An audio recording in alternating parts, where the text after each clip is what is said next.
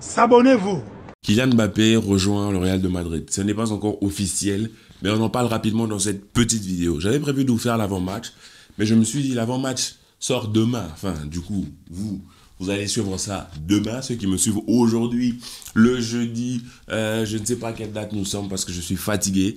Mais là, on va parler de Kylian Mbappé, en fait, qui va au Real de Madrid. On va parler aussi de Davis qui va au Real de Madrid. On va pas en parler pour faire des commentaires en mode est-ce que c'est bien ou pas pour le Real de Madrid. Moi, ce que je suis en train de dire, Kylian Mbappé, gros joueur, très gros melon, mais méga star. Le fait d'arriver au Real de Madrid, c'est un signe énorme que Florentino Pérez envoie au monde, en fait, pour dire nous sommes le Real de Madrid et il va venir s'installer dans une équipe où il y a déjà Bellingham, Vinicius, bref, il y a déjà des méga stars. Kylian Mbappé arrive, et t'as Davis qui arrive, ils vont avoir un côté gauche, Davis, Kylian Mbappé, ou même Davis, Vinicius, comme vous voulez. Pendant ce temps, le FC Barcelone galère à payer le salaire à Sergio Roberto. Pendant ce temps, le FC Barcelone hésite. Est-ce qu'on prolonge ou pas Alonso? Pendant ce temps, nous, on est en train de patauger. Alors, notre gestion pendant le Covid n'a pas été bonne. Notre gestion avant le Covid n'a pas été bonne. Notre gestion tout court pendant Barthélemy n'a pas été bonne. D'ailleurs, notre gestion pendant la Porta, je ne sais pas si elle est extraordinaire économiquement, peut-être, je ne sais pas, mais je ne sais pas si on peut dire qu'aujourd'hui, notre Barça est de retour, comme la Porta aime le dire. Mais en fait, c'est le mauvais présage en fait pour nous le FC Barcelone parce que vous savez, il y a toujours eu entre guillemets cette concurrence FC Barcelone Real de Madrid et Real de Madrid en ce moment nous surclasse en tout point. Ils sont devant à la Liga, ils sont en Ligue des Champions parmi les favoris, hein, il faut se le dire.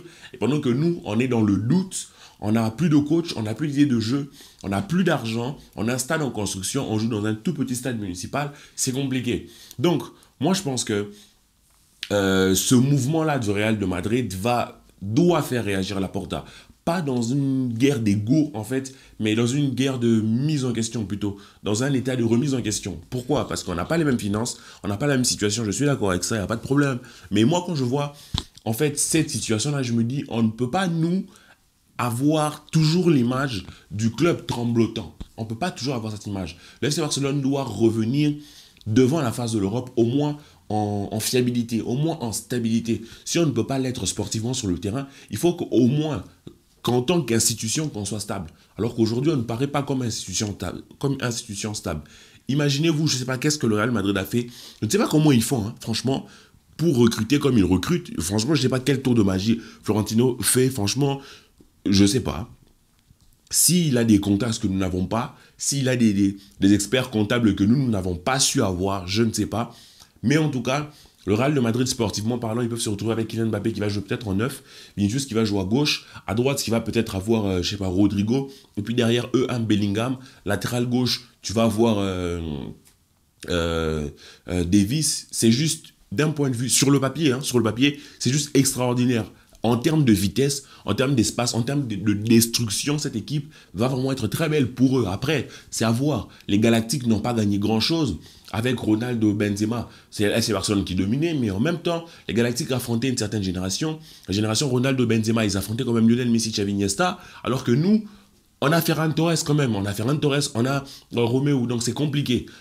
Donc on ne peut pas vraiment comparer et dire qu'on n'a pas à avoir peur de cette équipe, on va tout gagner, on n'a pas à avoir peur, on va leur tenir la tête. Il ne faut pas croire que tout fonctionne avec la foi, tout fonctionne avec le pouvoir de l'amour. Ouais, nous sommes là au Grana, we color football, oui, on va... Non, ça ne fonctionne pas comme ça. S'ils ont une équipe meilleure que nous, ils vont nous surclasser. S'ils ont un entraîneur assez sérieux, ils vont nous surclasser. Alors, moi je prie que Ancelotti reste, hein, parce que si on a Xabi Alonso, qui finit au Real de Madrid, en plus de leur recrue, les gars, on va prendre très très cher. Quand tu vois ce qu'il est en train de faire avec Leverkusen, ce qu'il est en train de faire avec l'équipe de l'autre côté en Allemagne, c'est juste pas possible en fait de se dire que on va potentiellement avoir un mec pareil qui va débarquer en Liga, avoir une équipe pareille entre ses mains, ça pourrait juste... Moi, en tant que fan de Real de Madrid, je banderais en fait. je, Moi, en tant que fan de Real de Madrid, je serais heureux. Je serais heureux. En tant que fan de Barcelone, je me poserais quand même des questions parce que vraiment, moi, je ne suis pas en train de faire un comparatif sportif et dire on a une meilleure équipe qu'eux, ils ont une meilleure équipe qu'eux. Mais je pense que eux, là où ils ont une avance, c'est au niveau de l'institution. On n'a pas l'impression que l'institution Real de Madrid titube.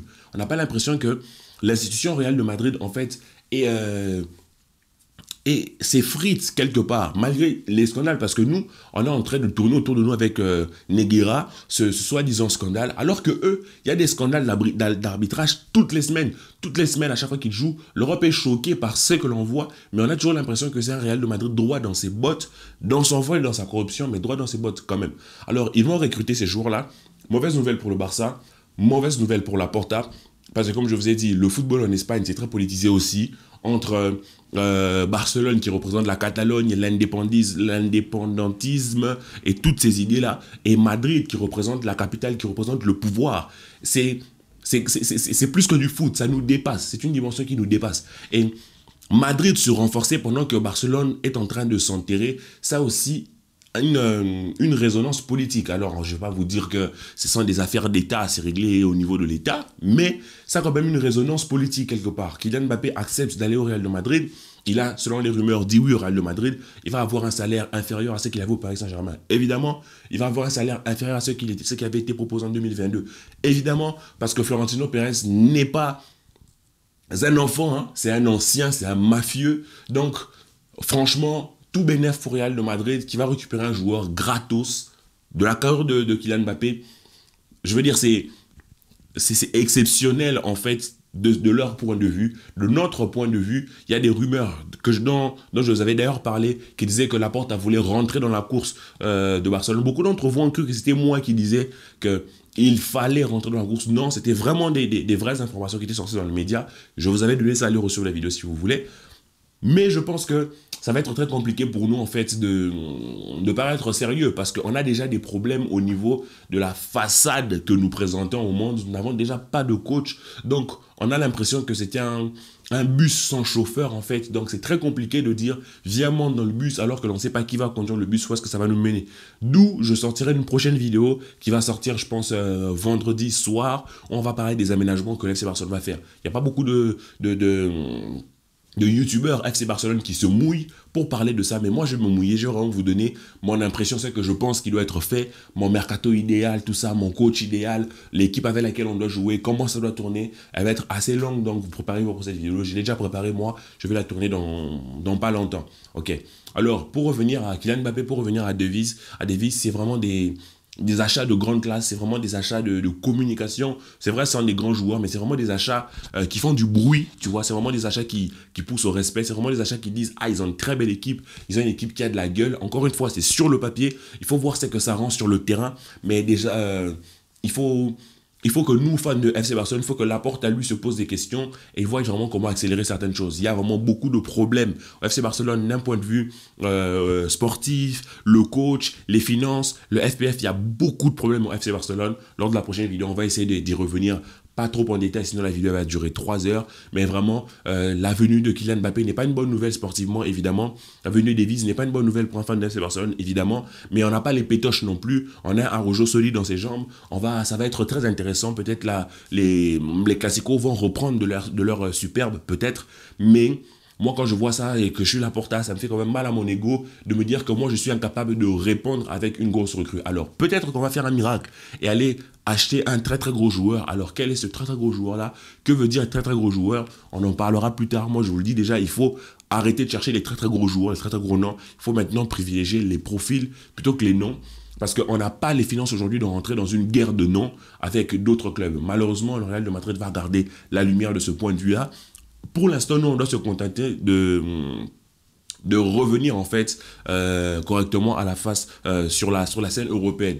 Donc c'était mon avis sur Kylian Mbappé, c'était mon avis sur le Real de Madrid, c'était mon avis sur la venue probable de Davies, c'était mon avis mercato. Je vous laisse avec cette vidéo, je vous prépare l'avant-match et mon avis sur ce qui doit être fait au FC Barcelone. Et bien sûr, je pense samedi soir ou dimanche soir, on se retrouve avec l'Afrique pour faire un petit live. J'espère que vous serez très très très très nombreux. S'abonnez-vous.